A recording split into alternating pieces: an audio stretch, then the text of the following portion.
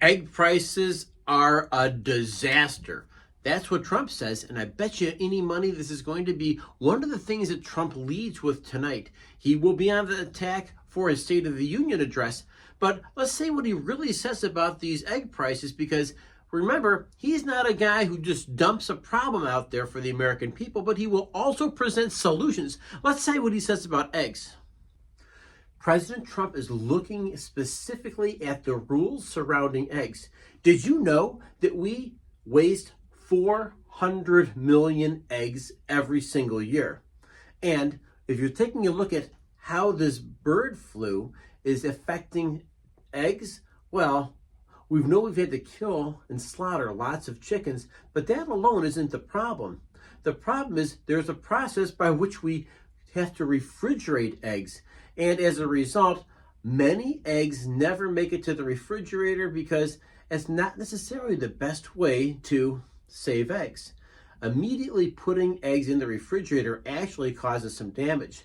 So these rules were enacted by the FDA, and now there's seeming to be maybe a need to roll some of these rules back, trying to avoid salmonella. Let's specifically read what the president says. We have to get the price down, not the inflation down. The price of eggs and other various things, said Trump. Eggs are a disaster.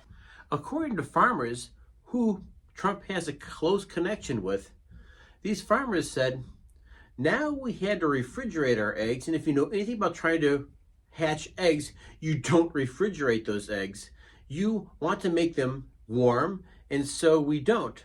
Since we don't refrigerate our eggs, we were forced to destroy so many eggs, and we're talking 400 million eggs. So the next time you go to the grocery store and say, wow, these prices are outrageous, or worse yet, there's no eggs available, well, you know that there's a solution that's being hatched out tonight for the State of the Union. You can almost guarantee that's spoken about today. It's interesting, today's the State of the Union, and the tariffs on Mexico, Canada, and China hit today. So maybe we can get a deeper understanding what exactly is President Trump trying to do. Well, first and foremost, we know that there's something about the fentanyl crisis that's been thrown out there more than once. We know that Mexico and Canada border the United States, and we know that China is the main supplier of that fentanyl. And so these things are infiltrating into the country and, of course, causing damage to U.S. citizens. But it might even go a little bit deeper than that. President Trump has a deep admiration for Ohio president, this is last century president, William McKinley, who was actually a Civil War veteran. Like, that's a long time ago. But what did President McKinley do that really seems to attract Trump? He was a tariff president.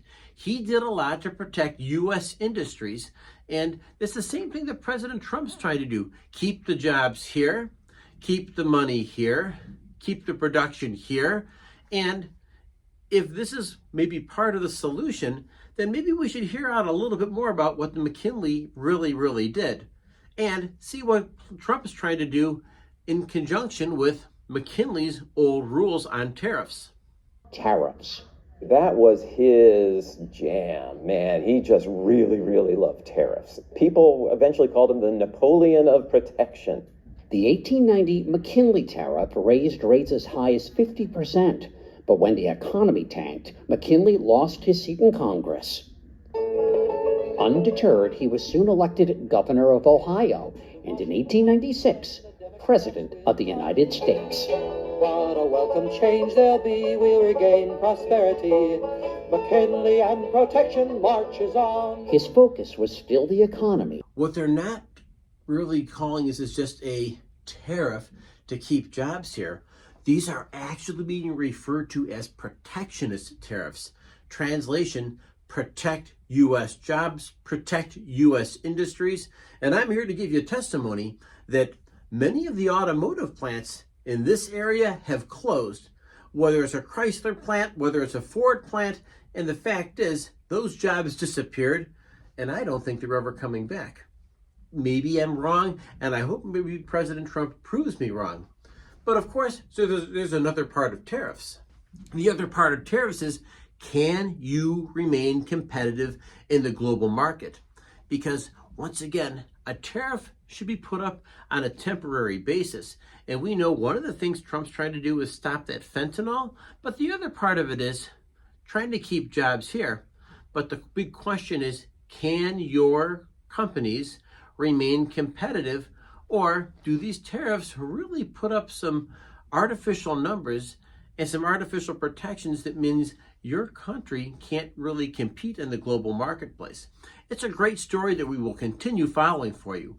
But hold on, let's follow back to Ukraine, which could be what Trump leads with tonight. Trump pauses all military aid to the Ukraine. Now, we know last week there was a dust-up. We know there was meetings between Trump and the British Prime Minister. We know there was a meeting with the French president. But hold on. There was that meeting with Zelensky and Trump, and we know that one was a disaster, in part because we were making our position known that we are not going to indefinitely support the Ukrainian war. And secondly, maybe Ukraine's best method of bringing peace to the region was finding a way to end the war, one, and number two, working out a minerals deal with the United States. But check it out.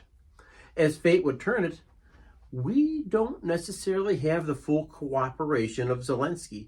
So I guess we're going to give what's called a little bit of tough love. Let's hear what they said in the Wall Street Journal. And that administration official said, the Ukrainians didn't think we were serious, the administration official said. So we had to make a demonstration about how serious we are about pausing that war, ideally ending that war once and for all, and hopefully ongoing security guarantees that will stop Russian aggression. We don't need a third invasion of the Ukraine by the Russians. And we also don't want to keep dumping money into the Ukrainian war. Tonight's going to be a great State of the Union address. Look forward to seeing what the president has to say, and I'm curious what the reactions are going to be tomorrow morning. Make your comments here. Make sure you hit like, subscribe, and I will catch you in the next news cycle. Have a great day.